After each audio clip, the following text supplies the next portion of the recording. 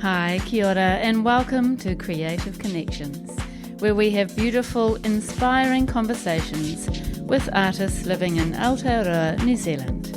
I'm your host, Mandy Yarkich. Helen Kerridge is a contemporary painter from the Hawke's Bay. Many of Helen's paintings are set in sparse environments with a minimal grouping of subjects. Working to small, mid and large scale in acrylic on canvas, her works exude a sense of stillness, contemplation, and a celebration of the beauty and narratives to be found in objects. Helen has been painting all her life from as far back as she can remember. She started her photorealistic painting career in New Zealand and moved on to the US, touching up professional photographs before the days of Photoshop, which taught her a lot about colour theory.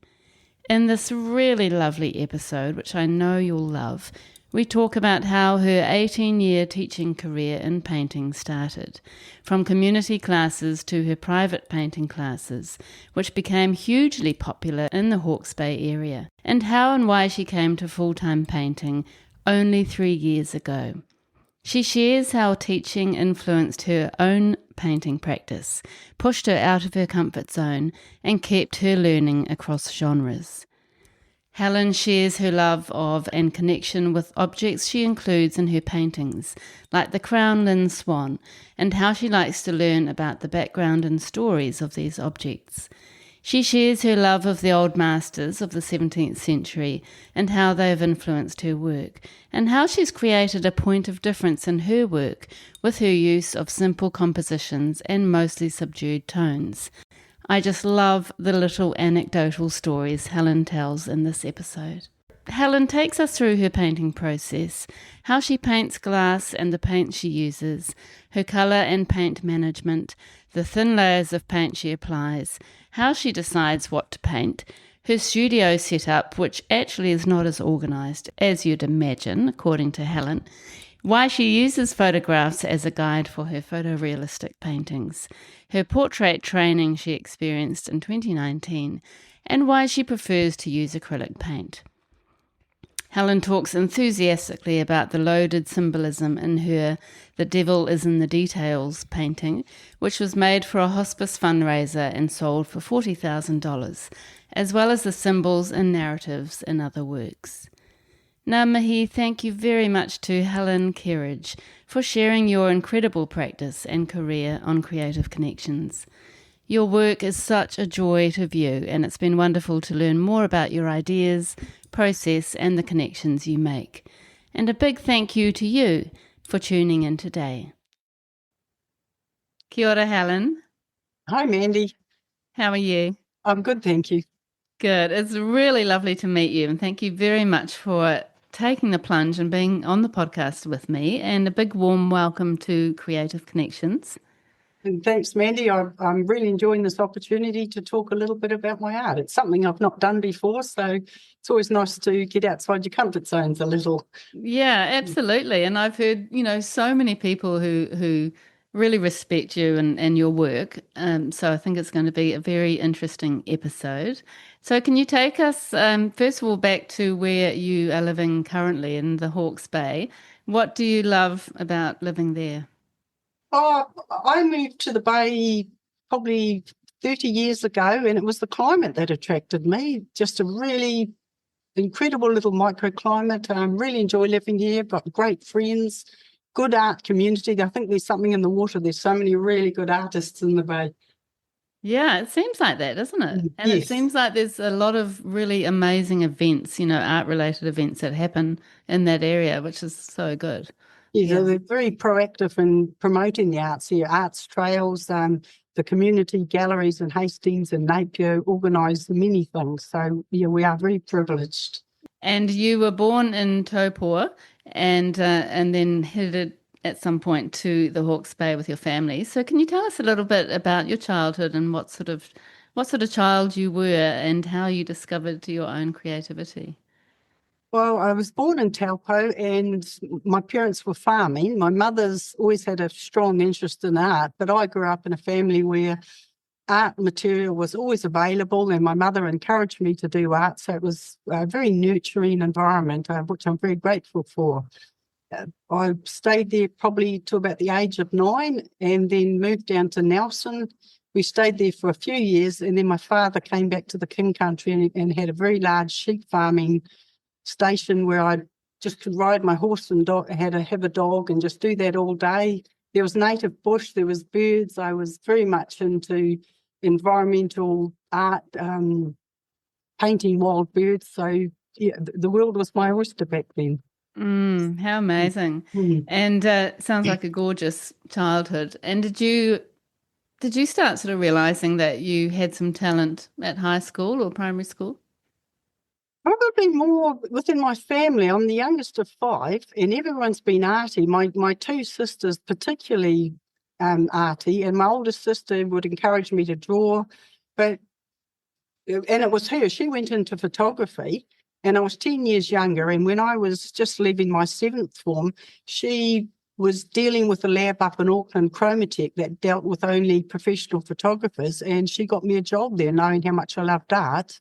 And I had an American woman come over and train me for about a year in the old school manual form of retouching photographs and negatives, well before computers. There was a rumour one day computers would be there, but none of us knew what that was. So I did that for a few years and managed a large department.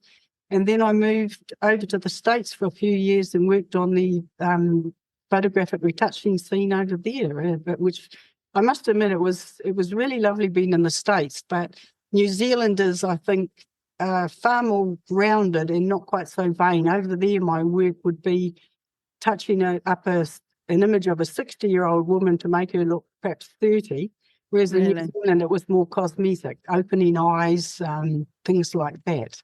Interesting. So, yeah, it was a very fascinating job to do. Yeah, that sounds so fascinating. And it's a job of the past now, I suppose, isn't it? Well, it is.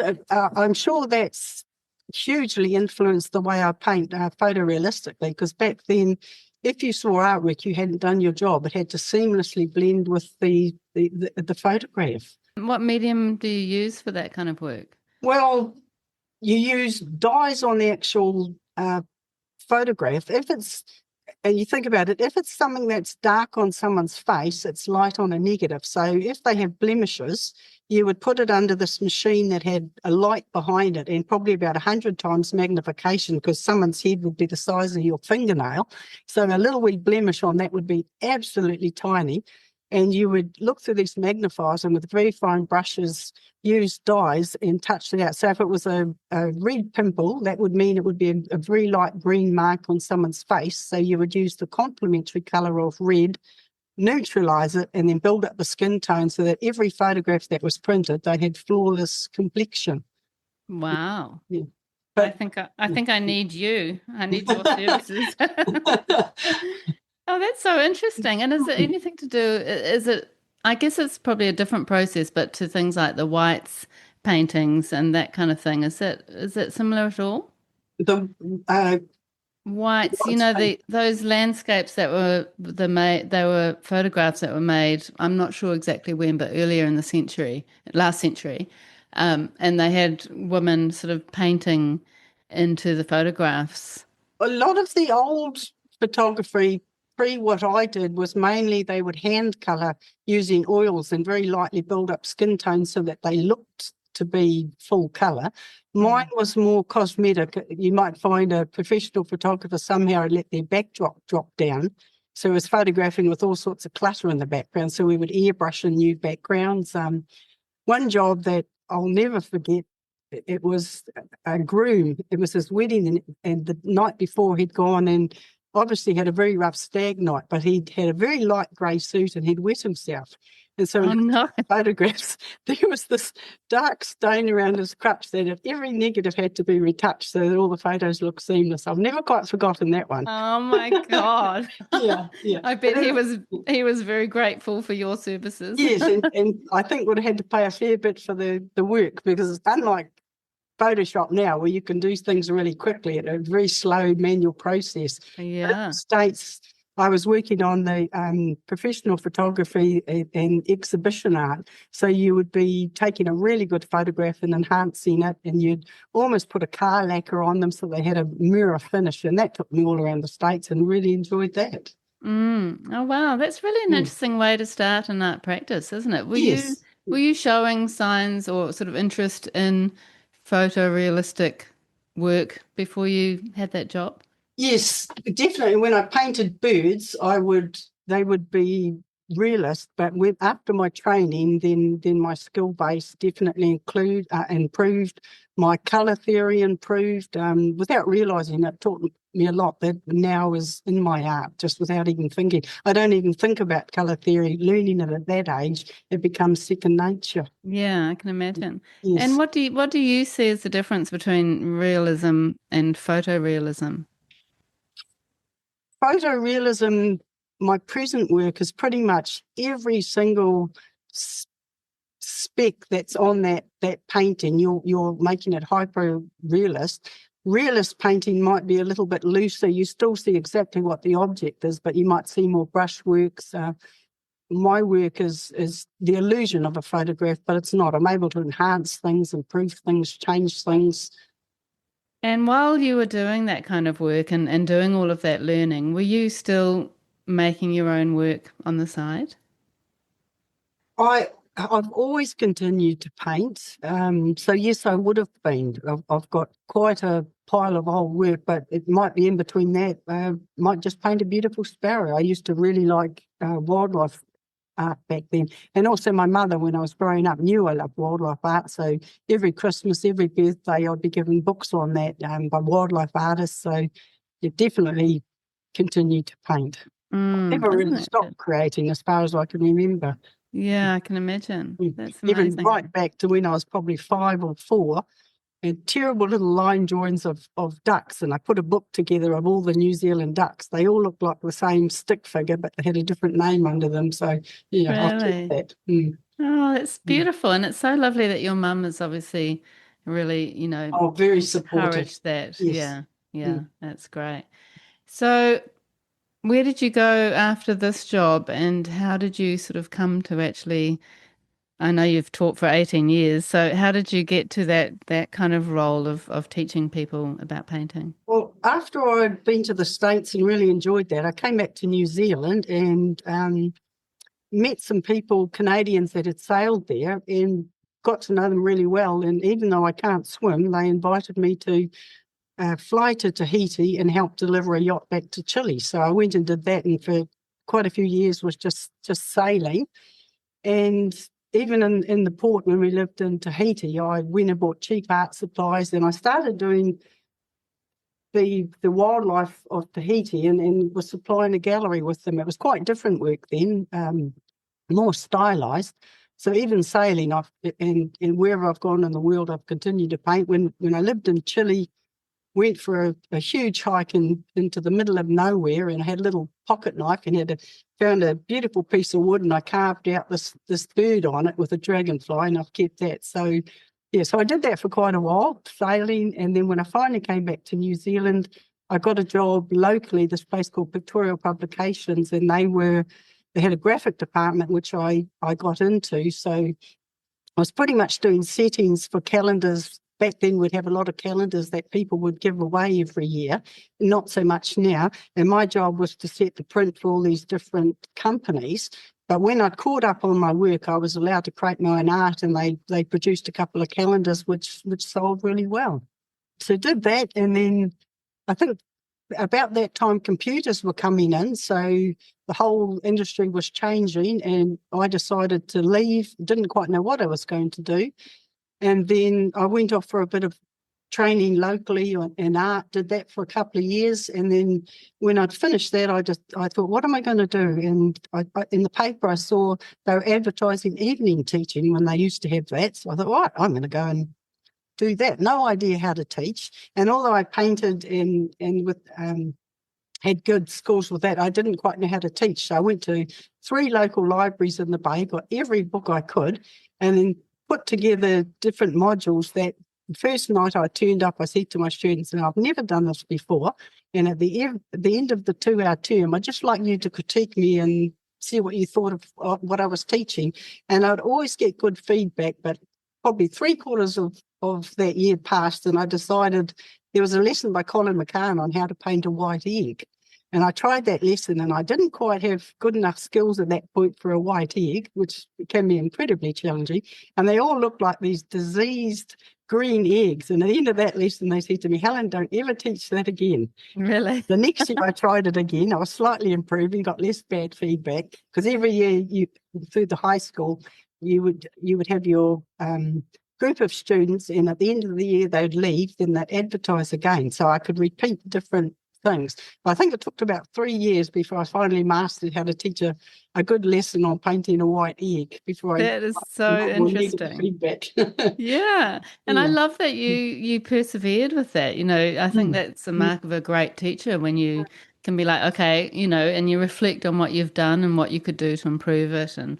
and you make modifications and yeah, that sort of pretty much sums up the kind of teacher you are, I think, Oh, because thank you. you have that sort of inbuilt determination to do as well as you can and not to Oh, just kind of throw away when it doesn't go perfectly the first time.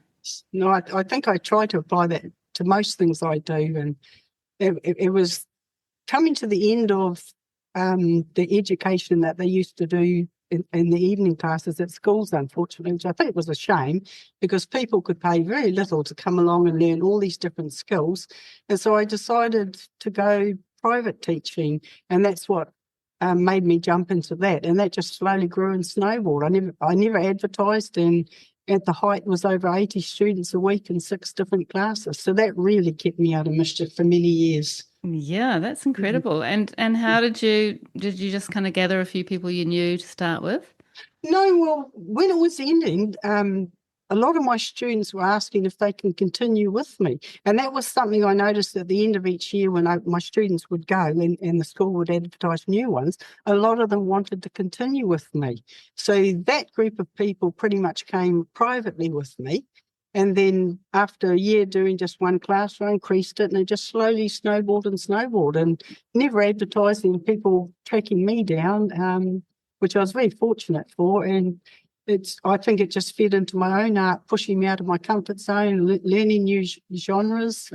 Some of them in the 18 years I taught were with me right from that first year. I mean, I guess it sort of changed, the format changed slightly when you did turn to the private sessions where people could stay as long as they wanted to. Is that right? No, how I organised it, because I would find if you did more than 2 hours, people's concentration would wane. So, and in the beginning, it was just one class, a local art supply shop. I leased the space above it and got tables and chairs and organised it in there, and I could have all my gear. But they would come along for perhaps Monday, 10 o'clock till 12. And then slowly as the classes grew, I then have one from 1 o'clock till 3 o'clock, and eventually I'd have 3 days of teaching 2 classes each day, and then I'd regroup, come up with new lessons, because I was very fortunate my students didn't leave, well, not often. So after 10 years, you're still having to come up with new lessons to supply your students. Some would come purely to learn the basics, and then they'd like to do their own thing, which I would help them with, guide them. Others like to come along more for the social and have a lesson provided to them. But as I taught longer and learnt more genres, it meant that in one sitting I could have a huge diversity of lessons that I could offer to those people. Yeah, Mm. yeah. And you would have ended up with this incredibly rich portfolio Yeah, of I've still lessons. got it all there. I can't bear to part with it. Oh, Yes. you need to publish it. Imagine it. Well, I would have to do a lot of work to it, because there's a lot of visual aids, but a lot of it is in my head. So that's not written down. I just automatically know that. So it Yeah. would be a completely different format. And I seem to always have so many different things on the go. I'm not sure I would ever have time to do that. No, no, you probably wouldn't. Maybe when you're 95 or something like that. Yeah, I know what it's like. I mean, after selling Creative Matters in July Mm. and, doing that due diligence time with the new owner, which was a Yes. 6-week period and very intense. Mm. But it was really interesting to me, the same as what you're saying, she needed all of the systems and all of the thinking and Yes. all of the processes written or, me recording, talking about it. And so it was almost like every thought I'd ever had in 10 years of running the business Mhm. had to be documented, which was very, very hard. A There lot of was a extra lot work. to it. Mm. Yeah. Mm. And that just about killed me, actually. But Mm. we got there in the end. But yeah, often you don't actually write down every single sort of thought or approach. It's just No, I would use a natural. lot of photo reference of what boards they put up for lessons. So I just knew the material, and that's how I taught. Each year, as I brought new students, then I could teach some of the older lessons, but I would be continuing to bring in new lessons to stimulate my students. Yeah. And probably stimulate yourself as Oh, well. absolutely, Never, yes. never would have got bored, I imagine. No, I'd go and challenge myself with learning a different genre, which would take quite a while. And Yeah. some I did well at, and others not so well. But I think more importantly, it was good to offer a range, because not all artists are photorealist artists. There is many different artists as there are people. So it's good to be able to tap into what each person individually liked, not Yeah. tell them what they should do. Yeah, absolutely. And Mm. it feels like from what I've been reading about you that you were very, very diligent and really, would prepare studies to show or, Yes, half paint a painting so that you could talk through the rest of it. So yes. how did you manage the preparation for your teaching? Probably every second week, I would devote a weekend to coming up with a new lesson plan, and I would always do quite a few different examples of that. So I would have finished work of it. I would also have partially done work that I could be demonstrating with them. And I would also find other artists that did similar genres, so I could show them a variety of approaches for each different genre. Mm. Wow, that's really good preparation. And then, as you said, it would have fed into your own art practice and your own learning. It has. And also with 6 classes, if I was learning something new, by the time you taught that to 6 people, it's reinforced that learning that much more with yourself. Yeah. And then you would have been refining your teaching practice at the same Yes, time. Yeah. continually. And we Yeah. did in the last 11 years of the 18 years, I organised a show in the community arts in Hastings, and that really grew and snowballed, and my students absolutely loved that, stepping out of their comfort zone and showing their work. But Yeah. also some of my beautiful students, they have gone on to some really good things in their own art exhibiting, and that makes me incredibly proud. Yeah, you should be proud of that. It's a Mm. huge achievement on your part and theirs. And I have spoken to Alex Tiley. She's been on the podcast as one of your students. Yes. And is there anyone else I've spoken to who you've taught? Not of my students, but there are quite a few out there doing really well. I'm very Mm, proud of them. Yes. that's so good. Yeah. Okay, so let's just move on to your practice. I mean, as you said, you have explored landscape works and cubist and impressionist and, all sorts really, and you're very proficient sort of right across the board. But I think at the moment your current work is the photorealist work, but also the other works which are slightly less photorealist, which we'll also talk about. So we'll kind of focus on those parts of your practice, which I think, well, I know everyone's going to be super interested in. Yes. So could you please explain or describe your photorealist practice for somebody who's never met your work before? I always paint things that somehow remind me of something or have a huge symbology in art history. Like it might be like a candle. The candle has its significance of the human life. If it's an unlit candle, or I should say, if it's a newly lit candle, it's a young life. As it burns down, it's an older and older life. If it's snuffed out, it's someone who's passed away. I love that symbology. But I also connect with things that I've grown up with. Milk bottles, for instance. For one, it's a beautiful challenge to paint glass, but it reminds me of times that were gentler, quieter, just the connection with a really beautiful time in my life, growing up on the farm, So that's why I'll paint those, and I find a lot of other people connect with that as well. Or the crownland swan, that's another favourite of mine, a very challenging beast to paint with white, reflects such incredible colours, magentas and phthalo blues, all sorts of colours you wouldn't think that are in there. But I've always loved the crownland swan, and that's really an iconic New Zealand ceramic, really. And not only do I paint them, I love to go and research a little bit about them. And I must admit, when I went and found out more about the crownland swan, I mean, it just always existed for me, but it was created during World War II in 1940. And it was very interesting. The crownland people had to bypass a few laws or get a little bit sneaky how they approached it, because during that time, they were basically rules by the government that you couldn't create anything that wasn't utilitarian, as every cent had to be spent on winning the war. So in Crownland in 1940, they wanted to create something that wasn't utilitarian, wanted it to be this beautiful swan, which was actually copied from a Silvic swan overseas. But how they got around creating just purely an ornament, they put a hole in the back of it and then turned it into a vase, and that got around the laws at the present time. But the fact of its unusual shape in the back of it meant that flowers were jutting and poking all out different directions. So people mainly bought it and did use it as an ornament. And so at the time it was gifted for 21st and weddings and was really popular. Then it slowly went out of fashion, but today it's an incredibly valuable collectible that a lot of people connect with.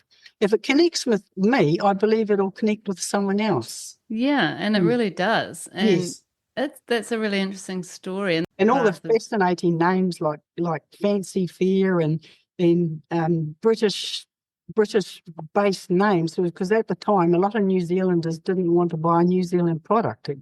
It wasn't quite posh enough. So the Crown Lynn got sneaky and they put all these different names on it. So when you go looking for Crown Lynn, a lot of people are unaware of the names that they've used. So many, probably hundreds.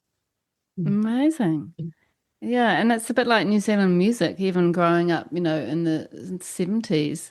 You never really heard New Zealand music on the radio, and it wasn't really respected. And same with objects like that. It was sort of the stuff from overseas was what was being, respected more than what we were creating here. And, thankfully that's changed over time. Oh, absolutely, yes. Which is good. That perception of overseas being better has long gone. We're up there with the rest of the world. Exactly. Thank God we got over that little thought. Yeah. Mm. So your works, just going back to describing those works, the photorealist works, they are also, it feels like they're very considered in the composition and what you've chosen to put together. And then they're mostly all on a table with a wall behind, aren't they? And then you do play with the ideas around the wall behind. So you've had sort of quite retro, cool wallpaper, and then you've also just done really beautiful sort of subdued tones and that kind of thing. So can you talk to us a little bit about how you put your work together and where you want to put it and why? Yeah. The main body of my photorealistic work is pretty much in very sparse environments, and I've always loved the old masters, especially of the 17th century Dutch painters, but I wanted to create something with more of a modern feel. So I thought, rather than an overload of items within it and dark backgrounds, I was going to put them generally in a lot brighter lit, sparse environments, just focusing on 2 to 3 items. So it was sort of a point of difference I wanted to make with my art.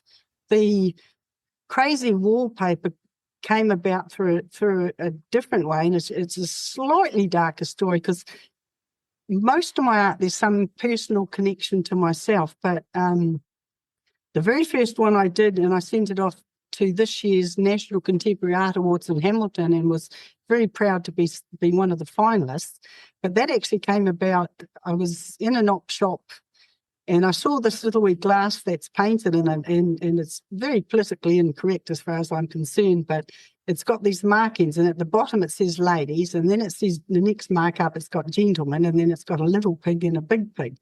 And it did remind me years ago when I dated someone that wasn't quite the right person for me to date. He was an older gentleman and lasted a very short time, but I found he would quite often cook, and I'd go around his place for tea. And if we'd had a really good day and everything had gone well, he'd pour me an equal amount of alcohol to what he would have, and we'd sit across and eat our meal. And on a day when I just couldn't help myself and spoke out and had my opinion and voiced it a little bit too energetically, that night I would find that I would only receive half the quantity in my glass to him. So, and I wanted to reflect back to those older times by putting the retro wallpaper in it and a cigarette. So that's where that idea came from. And I've since then done a couple more. They're quite challenging because of the wallpaper and the way it reflects and refracts through the glass items, but yeah, they've been enjoyable. But yeah, naughty little story. Love that. Oh, that's the best story ever. That's so good. I'm loving your stories, by the way, Helen. Keep Thank them you. coming. That is, yeah, it's interesting. So it's kind of it's almost like telling your stories from what you're choosing to include, Yes. and how you're setting it up, but also telling stories of the actual objects. Yes, there'll be some connection for me within them, which that's what I like to paint. If they weren't to sell and I was to keep them, I want to like and connect with them myself. Yeah, Yes. yeah. But I imagine you don't have that many that Not come very home big, to you. which is, I've been very fortunate that way. Yes. It's great. You do so well. I know that you put a work in one of your galleries and very quickly they're snapped up often. Yeah, lately they've been shooting out the door, so that's Yeah, fabulous. that's fabulous. All And right. it's lovely to know that someone connects with my work and wants to own it. And quite often I'll get messages and photographs back from the buyer showing me them and just saying what their own personal connection with it is. That's lovely. Yeah, that's beautiful. It's very nostalgic in parts, isn't it? Well, mostly it is all quite nostalgic. Yes. And what are you thinking about when you group objects together? How they look together, there has to be, like I've said, the element I have a connection with, but I'll try a variety of different things, and there'll just be some magic in something. I think, yeah, there they are, and then that will then feed into the painting. But quite often I'll change backgrounds. I do photograph them all in my studio, and I'm a terrible photographer. Quite often bits are out of focus, but luckily with my training I know how to focus them. But I also will change the environments to suit the colours that I want in it. So you do everything is set up. So a lot of the objects you actually own yourself, is that right? I've got a container full of apple boxes of things I've collected over the years, which is a bit of a nightmare because at some point I'll have to start dealing with that so someone else doesn't have to in the coming years as I age. So yeah, that's a bit of a daunting task. But yes, definitely a collector. Wow. I think you need to have some sort of like a gallery or a sort of gallery studio of these objects and then have your work with them. I mean, imagine having that Yes. almost like a museum of these beautiful objects and then the responses with the Yes. paintings. That would be Yes, so that's a good good. idea. A commission I had recently, and that was the lovely Kay McGarva, and there was a flagon again with one of those very interesting wallpapers behind it. But she had this most beautiful Murano glass ashtray, and she now has the painting with the glass ashtray in front of it, so people can see the ashtray in the way I've painted it. And the light that came through that was amazing. Yeah, I can imagine.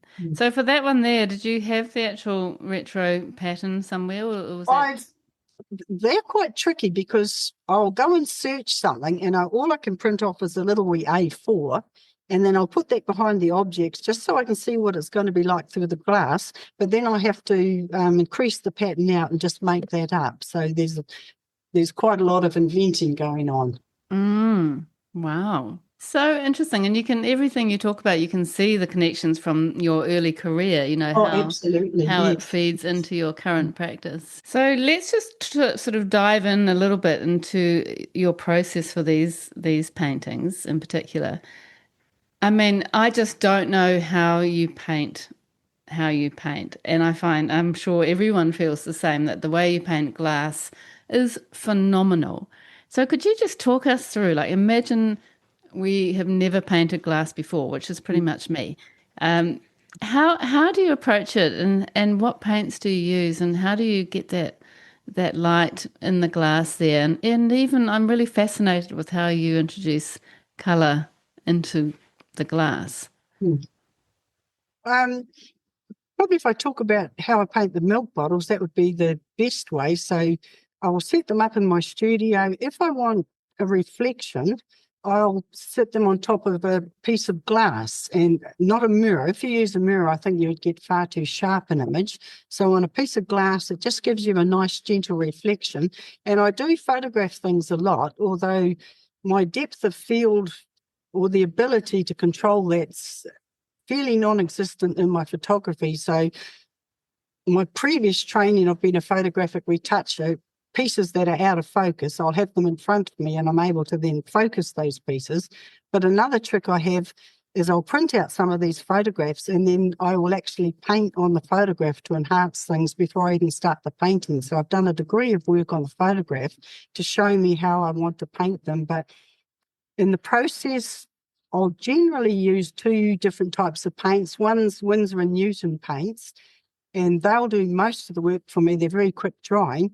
But if I have a background that's graduated and I'm finding my Winsor & Newton drying too quickly, then I'll switch to an open, long drying golden paint. And you then have to wait for that to dry. But generally, I'll put down the idea of the background first, wait, might be 3 different layers until I'm happy with it, and then I'll start bringing my image into it. So I've already got the background colour, and then with glass, a lot of that colour you're either lightening it or darkening it, but you already have the background colour right through your items, so you've done a degree of the work first. So that would be my process for those, yes. And the refraction that you often capture in your works, is that because you photograph the actual refraction, so it's easier Yes, to translate? you've got a guide of exactly what you want to do. I do enhance it so that it's more exaggerated, but different photographs, and also as I'm painting, I've got the same light on the objects right beside me that I can look at. So that works, and it's a completely different process to some of my other work. Because it's photorealism, you really do need some very critical work where you're putting very fine detail in, unlike just representing something which is a little bit freer, and you see more of your brushworks. These are very thin veils of colour. I might paint through it 3 or 4 times until I'm happy with it. And do you use mediums? I'll use, with the open mediums, I'll use a slow drying medium. With my Winsor & Newton, I don't generally use mediums because I like the speed at which you can work it. If you put mediums in, it changes that. I just like to just do quick layer upon layer, and you can, unlike oils where you've got to have drying time between, I can just keep going over the same area with 5 minutes later, put the second coat down, third coat down. Yeah. And how do you manage when you make a little mistake? What do you do? Oh, just come back and colour correct it. I don't even think about that. It's just something automatic within my painting technique from years of study. So if it's wrong, I'm just picking up the right colour. But it's colour theory. If something's too red, you're bringing green into it. If something's too blue, you're possibly bringing orange into it. So you're just colour correcting with a complementary colour as you paint. So first layer might be a little bit too bright. Second layer, you're toning it down. Third layer, you're tweaking it and adjusting it. Fourth layer, increasing the darks, bringing out the highlights more. And hopefully by then you've got it. Wow, that's amazing. And do you just love that challenge of trying to get it absolutely perfect? I do, yes. Yeah. I think a little bit of OCD going on, so definitely suits my personality. Yes, I was going to ask you that Yeah. actually. Does it reflect your personality? Yes. Yeah. Although in saying that, after working on these really, really intense paintings, I do find I need a different one on the go at the same time that's far more playful. They don't always get shown, but they allow me to continue to create for the day without feeling very drained with my focus and concentration. Yeah, it must be really quite exhausting because it's such sort of fine, focused work. I think just years of doing it, yes, as I get older, the time I spend has reduced. In my youth, I could sit for 12 hours easily and paint really tight work. Now, probably 6-7 hours, I find I'm just sitting in my chair gazing at it and say, okay, time to stop for the day and do something playful. That's amazing. So fascinating. And can you talk to us a little bit about your studio and how you set up for painting? I've got a house that the guy before me was a car nut, and he had a big 4-car garage. So I cut it in half. I sound insulated it and triple glazed the windows because I like it really quiet. And then within my studio, there's cabinets full of all sorts of collectibles so that when I'm thinking about ideas, I can go and grab all these different things. It's usually fairly chaotic, and probably twice a year I decide it needs a complete clean up, but for such organised paintings, my studio is definitely not very organised. Really? That's Yes. surprising. Yeah. Well, it just more, my passion for painting overrides everything else. So I'll create all these ideas around me, and I just don't get around to putting them away because I'd rather paint. The painting is far more my passion. So it's not that I don't like tidying up. I'm just preoccupied with jumping into the painting. Yeah, I can understand that. Wow. And have you ever thought about using oils? So you work mostly on canvas, don't you? But with acrylic. Yes. I Yeah. have worked in oils, and I do really like them as a medium. They're more opaque. The acrylics are more transparent, but I find they dry too slowly for the way I work with 3 or 4 veils of thin colour going through it. So although I paint with them, I generally choose my acrylics first.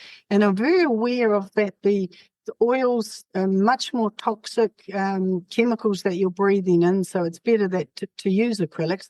And years ago, I worked with a lady who solely used oils, and I'd find that when we'd finished and we'd go for a car ride, my car, it would end up with paint all over the seats. She'd come into my house, paint all over the couch, which was fine. But I thought, no, if I paint with oils, my house is going to be covered in oil paint. But if I'm doing portraits, sometimes I'll switch into oils, but my present work is acrylics. A lot of people think it's oils, but with acrylics, if you do layer upon layer, you get the same results.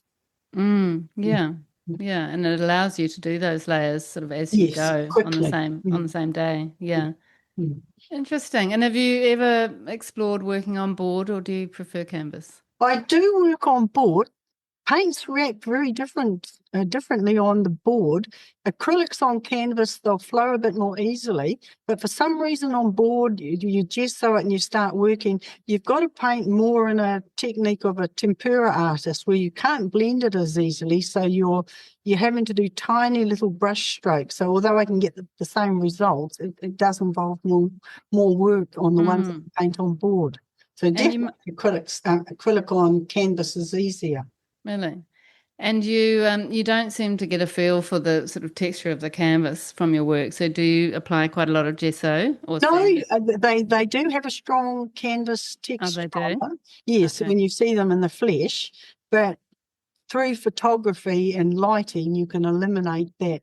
I don't always get it right when I'm photographing my work. As I say, I'm not the best photographer, but if I just get the right lighting, or I have a friend who's photographed some beautifully for me, he's able to completely eliminate that. Yeah, I definitely didn't notice it in a Yeah. lot of the photos, which is good. Where I like the canvas texture is if I paint a candle out of dark, and with the gloss medium on the end of it, when you walk around, it kind of sparkles and just really gives a beautiful illusion. Yeah, I love those candle paintings. They're very beautiful. And how do you actually, once you've sort of worked out your, like a little bit of a study on paper, how do you transfer? Do you draw first or? Sometimes I'll grid. Sometimes if it's smaller, I'll just blow up an image and get some rough points, and then I'll have the photographs beside me. I find when I do that technique, you photocopying, because I've just got a very old home one, you lose a lot of the detail, but you just need a guide. And so with the photograph beside me, I can then be looking at that and putting all the detail in. It's not the way I approach all of my work, but it's the way I approach my photorealistic work. Other work I'll draw from life, but photorealism, you really do need whatever skills you can muster to help you with the end product. I can imagine. And do you have your still life arrangement and composition still there with Yes, the yeah, photograph as yes. well? So as Unless another it's, reference. yeah, and if it's just bottles, I'll do that. If it's oysters, I'll have to rely on the photographs because I hate wasted. So quite nice. I get a tax deductible meal that night as I eat my subject. So yeah, I have to paint more oysters. I love that. And that painting you did with the flute with champagne and the lemons and the oysters, it was just Mm, like, oh my God, I just want mm, to have that right now. Like yes. yum, Yeah. yum.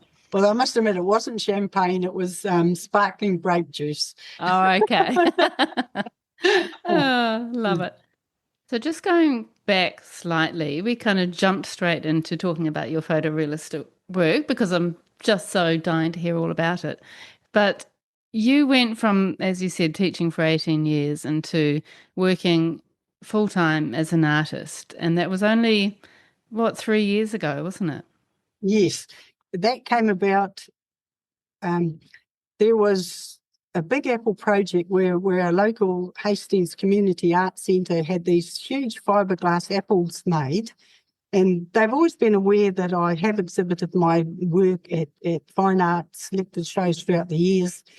And I was approached to see if I would take one on. And it was just coinciding with a 3-week holiday between teaching. I would run it, my business, I would run it along the lines of schools where you'd have a 2-week holiday and 4 terms, and I was just coming up to a 3-week holiday, and I thought, blow it, I'm going to go and do that. So when I finished teaching, I charged into painting that, and for 3 weeks straight, every day, probably 12 hours, I painted this huge apple and drawing it freely just from different ideas I had. I painted that. Then I must admit, after the end of painting for 3 weeks, I knew it was time for me to go full-time painting. Although I've loved my teaching and felt quite guilty about leaving my teaching and these beautiful people, it was my time to paint. So it was the Big Apple that got me into full-time painting. Yes. How good is that? Wow. And that must have been quite a sort of pivotal moment or quite an important transition for you in your life and the way that you viewed your art making. Yes, I'd been so caught up in teaching and did enjoy it, incredible students, but I would only be painting probably every second weekend and occasionally in the evenings. But going back to 3 weeks of straight painting every day, it just reminded me of how important it is to my soul. And I also don't want to get to an age, I thought then that I get to an age where I can't paint without actually being true to my art. I don't think I ever thought I would teach for that long, but it did snowball and had so many wonderful friendships. It just kept on going. But to ease my guilt a little bit, I was able to organise that the studio I was renting, they could directly rent it. And a lot of the classes continued, and I walked away leaving all the tables and chairs and equipment for them. Oh, that's so nice. How amazing. So your legacy continues. Yes, if I go to the art supply shop, I pop up and visit them, and friends for life. Yeah, incredible. Mm. Yes. Yeah, that's And so also nice.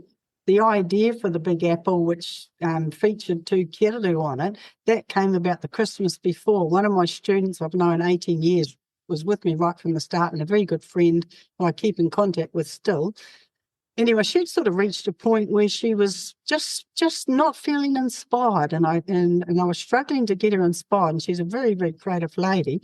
So anyway, one day she turned up and she'd gone for a walk around the Napier Hill, and she had these beautiful photographs of kirarus she'd taken. There's probably about 15 of them, and I thought, gosh, they're fabulous. And I think it reminded me of growing up and painting New Zealand wildlife. So I thought I had a cunning idea to get her back into art. And I said, look, when we go away for these holidays, I said, the challenge is you send me those photographs and I have to come up with something and you have to come up with something. And when we come back to class, we'll both compare what we've created. So both went off on the holidays, and I did. I came up with a painting that's never been showed of the keraru, and an old master scene with grapes and figs and bits and pieces based on her photographs. And then when she came back, she hadn't done anything. Oh, really? She did get inspired again. Her art, she's not a realist painter. She has an image, and then she goes away, doesn't look at the image, and comes up with the most incredible, quirky pieces from it. So, well, I did get her back into it, but yeah, without realising it, she then launched me off into a whole new direction. Yes. Yeah, yeah. Well, that whole experience ended up being very important for you, didn't it? Yes, And I've how did you done. go, just speaking of the apple again, how did you manage the process for that, working on a 3D object? I really enjoyed it, but I got my partner on Lazy Susie.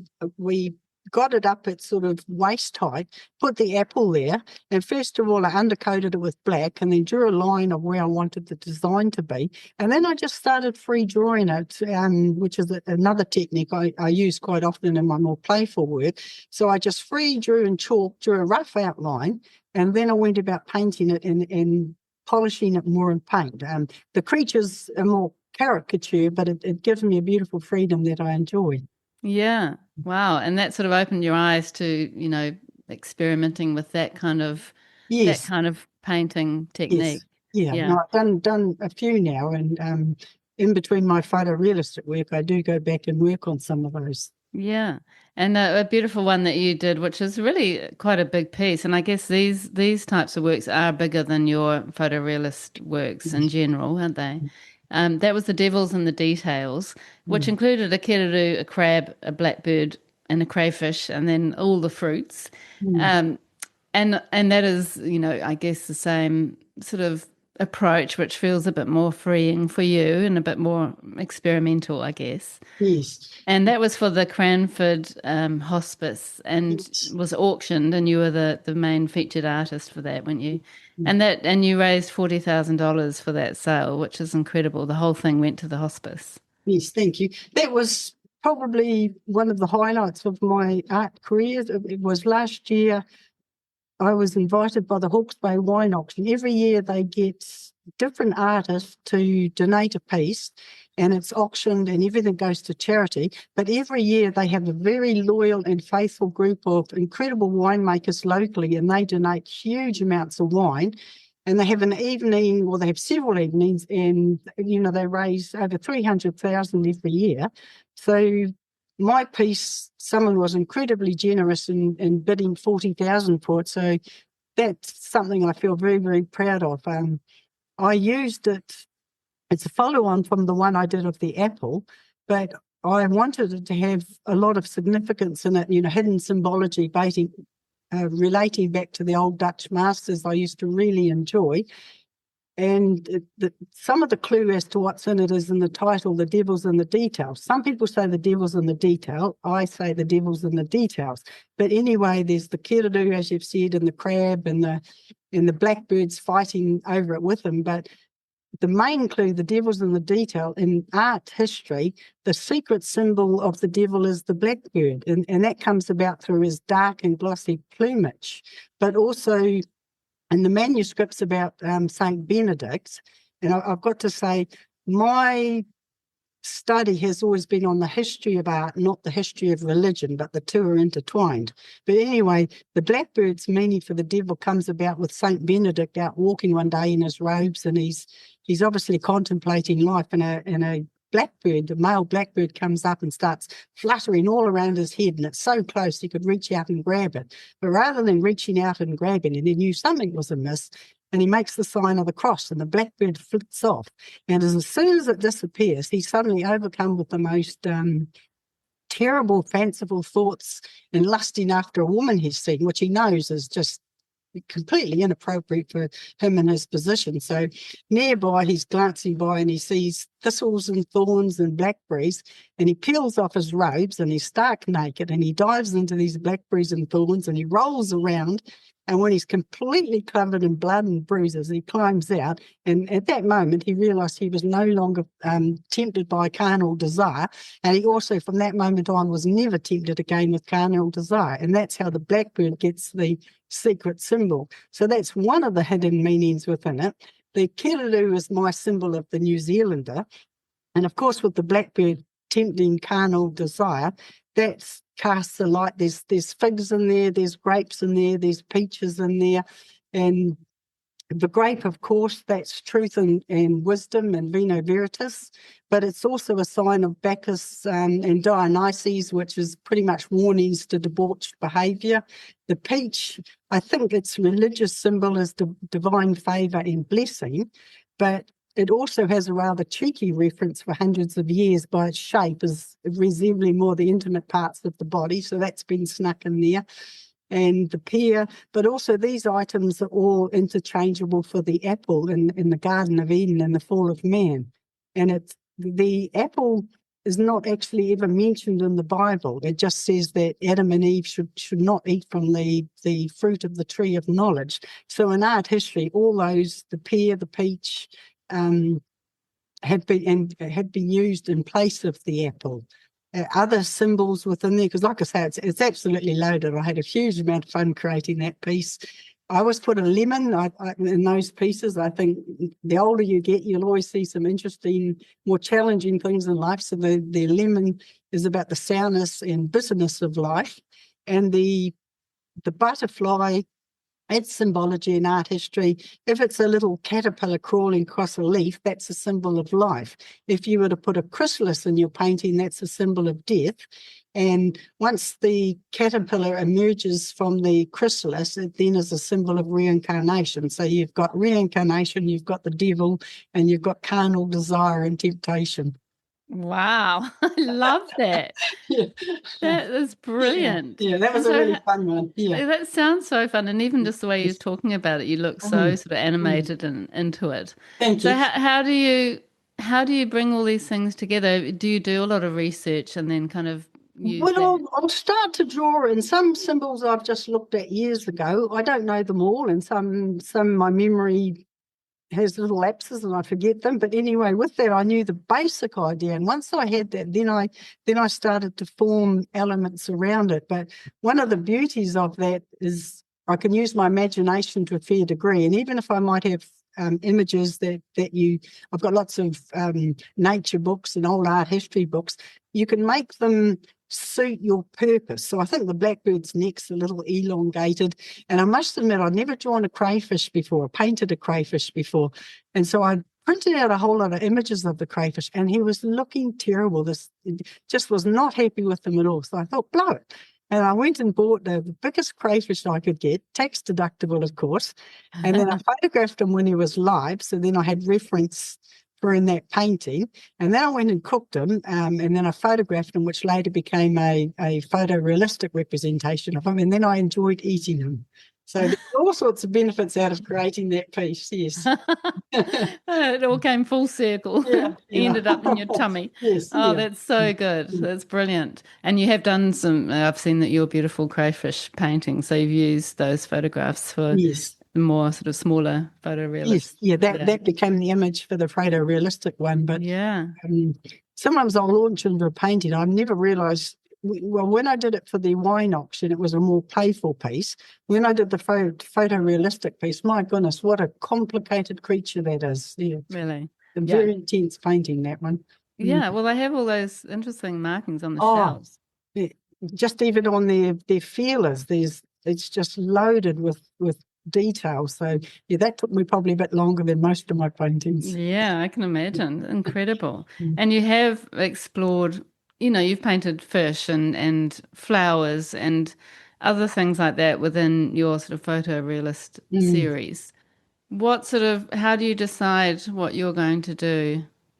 I haven't painted many flower ones. I have done in a crown linen a huge bouquet, and that was it was after the wine auction. A florist who'd supplied beautiful work for that came and bought me a bouquet round, and I thought this was just too beautiful, so I sat it in my crown linen and I photographed it, and that's where that painting came from.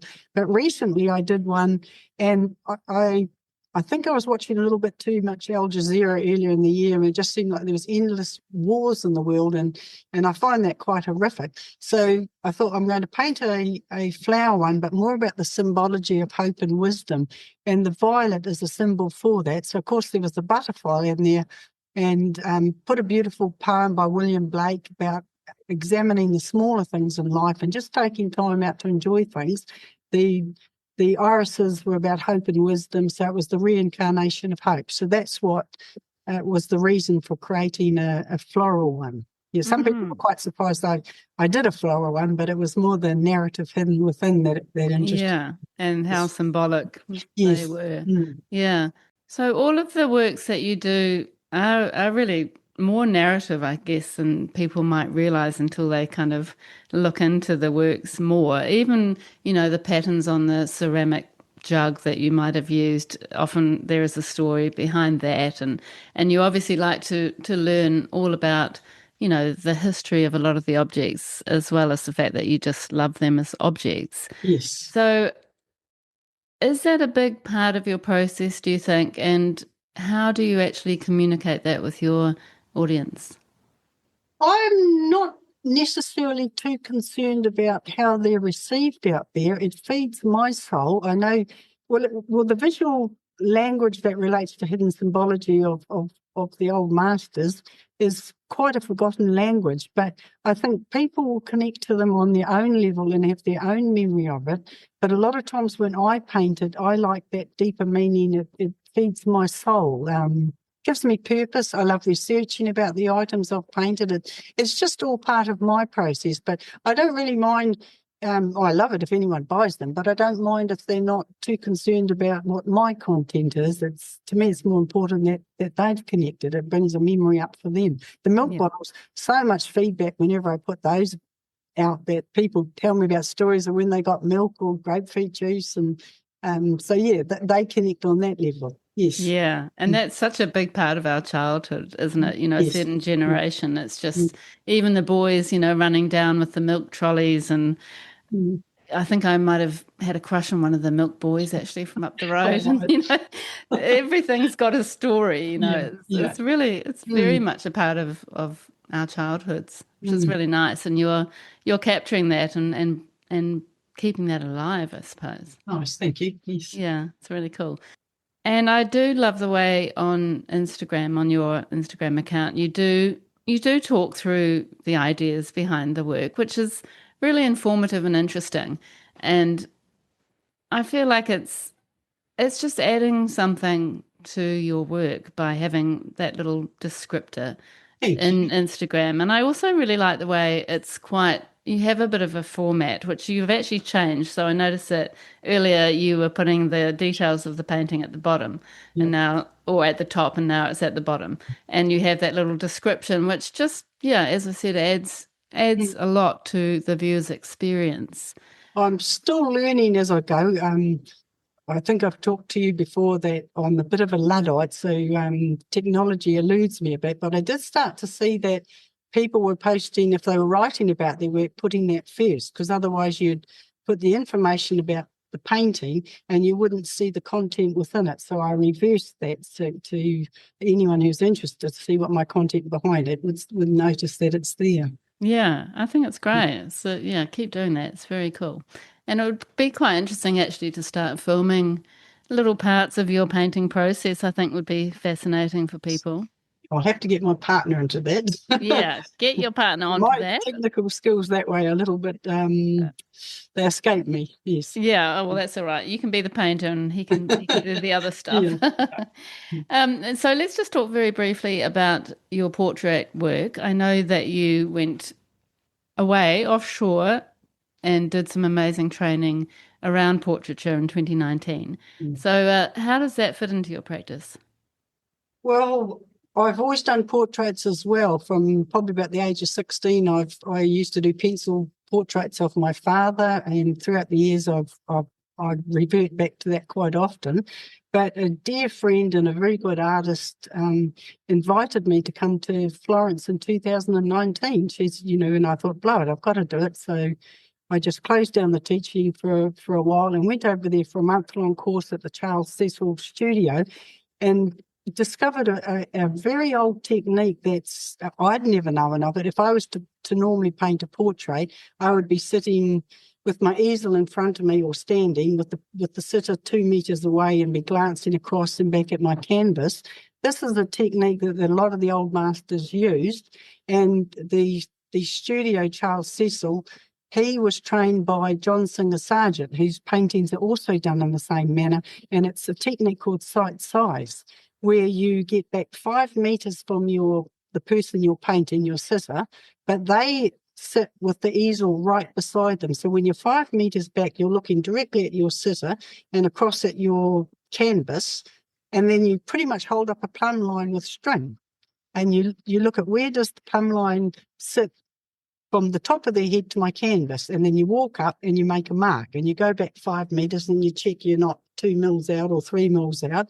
Oh, I've got that correct. And then you do the same thing. Where does their chin fall? And so you're actually using this plumb line. But when you go up and you're painting and you're directly beside your sitter, you can no longer look at them because they're now on the wrong angle. So whenever you want to view them, you've got to get back 5 meters. But what it does do is after 3 days of painting them, it's actually training your memory, and you don't realise it. You know, the first day you're walking back and forth and getting a lot of exercise. Second day, walking back and forth less. Third, fourth day, you actually go up there and you're painting for 20 minutes with a mental image within your mind. So it really does train your memory. And we had, in that month-long course, we had 4 people we had to paint from life. And the first week, we had a sitter in the morning from 9 o'clock till 12. Then we'd have lunch, and then in the afternoon, the light had changed. So you'd have your next sitter from 1 o'clock till 3. And for the first 2 weeks, you'd alternate between the 2 of them. And at the end of that time, you had to stop wherever you're at. And luckily, I'd finished them. And then went away for a weekend and did the same process again. And it was probably the best training I've ever received in my life, and an incredible experience. Really loved it. And just got back before COVID hit the world. Really? How amazing. Yeah. And has that, I mean, I presume you don't use that actual process in general now, but it must have informed the way you work? I've taught it with my classes because that was towards the end of teaching, so I brought that information back and taught them. And I used it generally in still lifes, and I have used it myself. It provides a much freer interpretation of the painting, still realistic, but when I want the photorealism, that's a different process. Right. You want every little detail in it and done in a very smooth way, not more painterly. And when you talk about plumb line, does that mean that you're attaching some string to the canvas and then you walk it back? You're standing back at 5 meters and you've got a piece of string between your arms and you're holding it out, and you're looking at where their head is and where your canvas is, and you walk up and you mark that spot by memory. And you go back to that 5 meter mark, and you hold up the plumb line again. Oh, I'm 2 mils out. So you go back and you make another mark. Oh, wow. And you keep doing that. And then they get to what they call the Z, which is down the nose. And you've got to hold it right back. And then you walk up and you put that angle and you go back and you check it. So it starts to give you points. And incredible. Incredible. And then once you've got all the points, you've got the shape, and then you start building them up. You continually check yourself. The other thing that I found fascinating was it was a very limited palette, and black. I've heard many comments over the years when I've taught, and I've always used black myself. I find it an important colour, but there's some myth out there that you can't use black. Yeah. And black in the old master palette is an incredibly important colour for how it dulls and greys things down. So black is one of your main colours you're using in a portrait. And you don't mix the black. You're happy to use black out of a tube? Yes. With the old master paintings, you're using a blue-black, but you've got a yellow ochre and you want it a bit greener. You put your blue-black in it, and that'll grey it down. Or you've got a vermilion and you want to dull it down. You put a bit of black in that, and that mutes it down and browns it. So, and a lot of paints, along with this myth, if you go to an art store and you've got 60 paints in a range, if you look at the back of them and they've got PB on it, which they often have because they're made of all different colours, they're actually made with black in them. So rather than buying all these pre-made colours, learning how to use black and make your own colours exactly how you want them. Amazing. And then how do you actually, in your studio, paint? I mean, you work on an easel, don't you, all the time? Yes. And do you have a palette, or how do you manage your paint? With acrylic painting, well, with oils, they're they're beautiful in the fact they're so slow drying. So you mix up your colours and you've got them there for a long time, and mediums you can put in. Acrylics are so incredibly fast drying. I long since discovered a product called a Star Wet. And a Star Wet's basically a little plastic box with a lid on it, and it's flat and it's about the size of an A4 sheet, or you can get them in a larger format.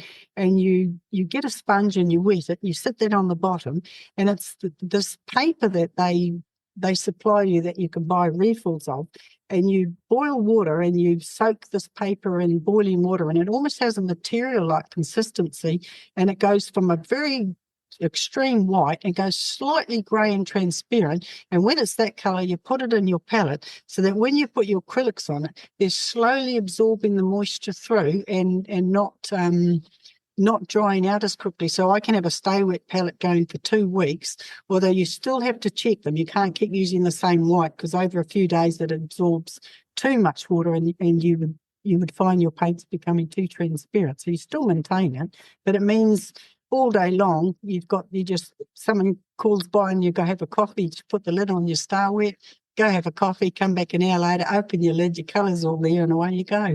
Amazing. That is such a hot tip. I've never heard of that. Yeah, Star Wet, STA-Wet, a really good product for acrylic painters. Yeah. But yeah, if you use it, definitely keep refreshing your paints. If they absorb that water, they lose some of their qualities. Yeah. Wow, that's a very, very good tip. Thank you for that. And can we just talk? I've got so much I'd like to actually ask you, but we'll have to be a little bit mindful of the time. Can you talk to us a little bit about your titles? I mean, I presume that they are all connected to the research that you've done or the story you're trying to tell. Generally, yeah. If I paint lemons, I'll call them When Life Gives You Lemons, so you paint them rather than make lemonade. While I'm painting something, and because it's photorealistic, you don't paint it in a day. You're working for days and days. And I might be listening to the national program, or at night time I might be reading a book, so I might jot things down, or I might look up old art history meanings of things, or I might have a cunning title I just come up with myself. But as I'm painting it, if I think of a title, I put it down. And usually by the end, I've found the title that just somehow seems to suit the work. I love that. And it's often giving a little clue to the viewer, in some way.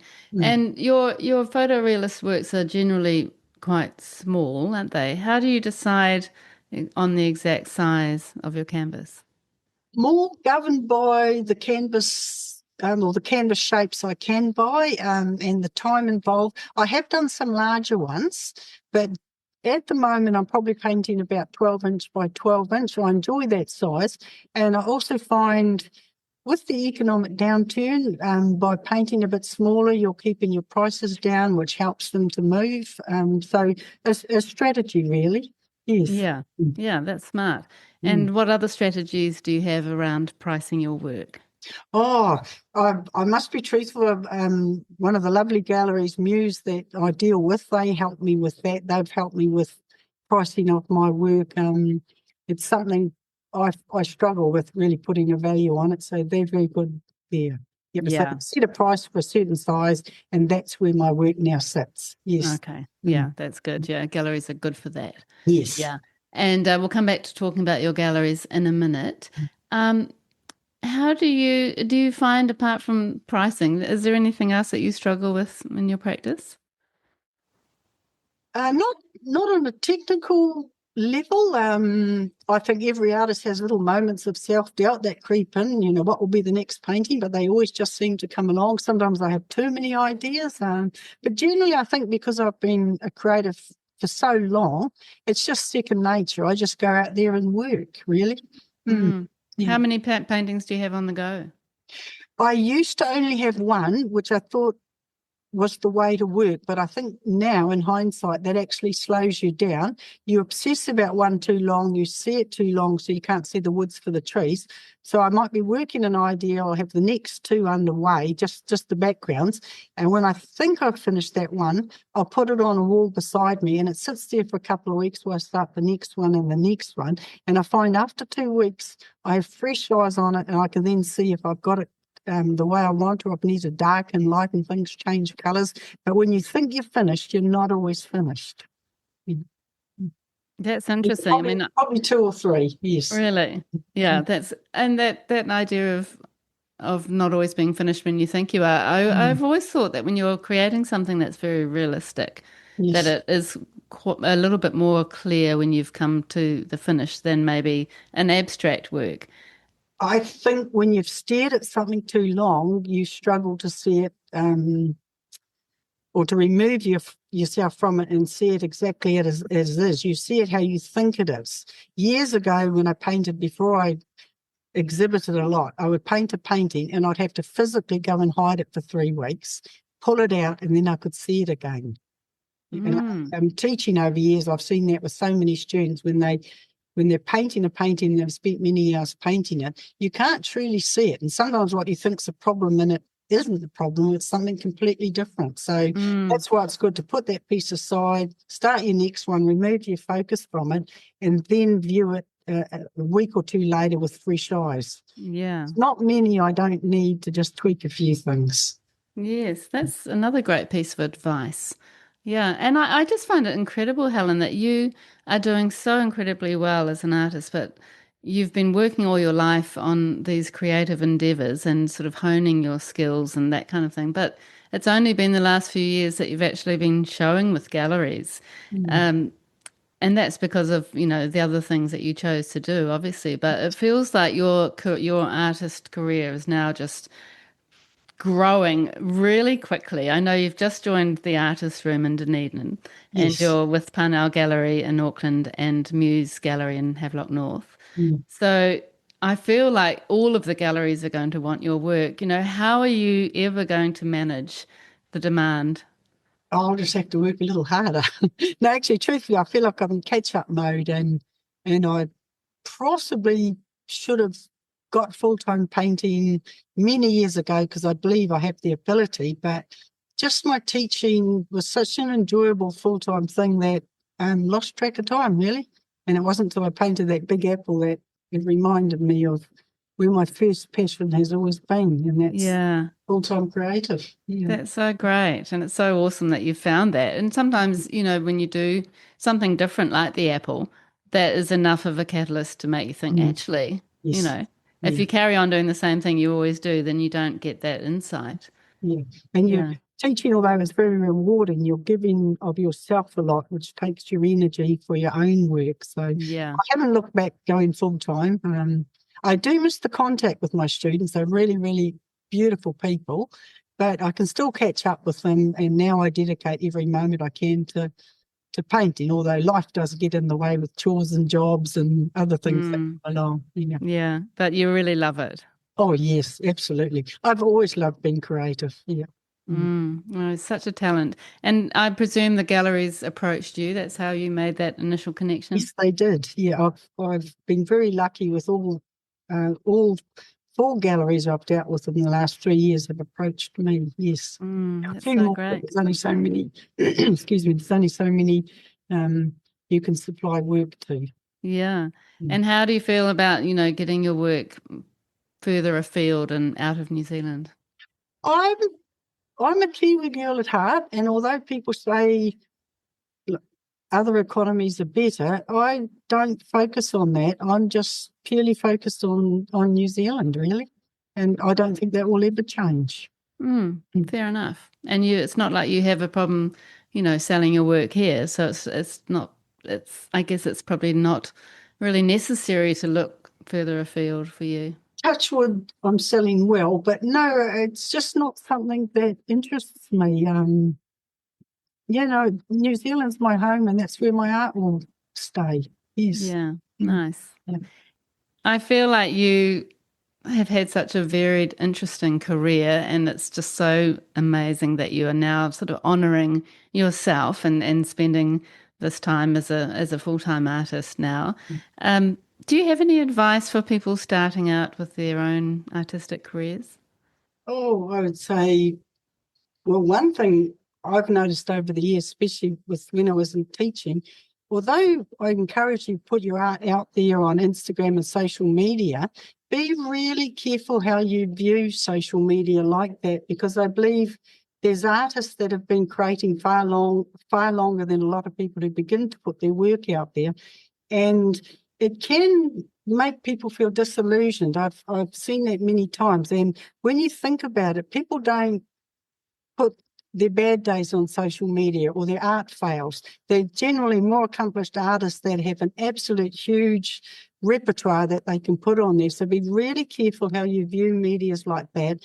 Don't compare yourself to others. Do your own thing. Yeah, such good advice. And what advice would you give your own younger self? Jump in a little bit earlier. Well, like I said, it was very hard when I had such incredible people I was teaching. That would probably be the only advice I would give myself. Yeah. And what inspires you, Helen? I've had a variety of artists that have inspired me throughout my life. The old Dutch masters, 17th century, they really inspire me.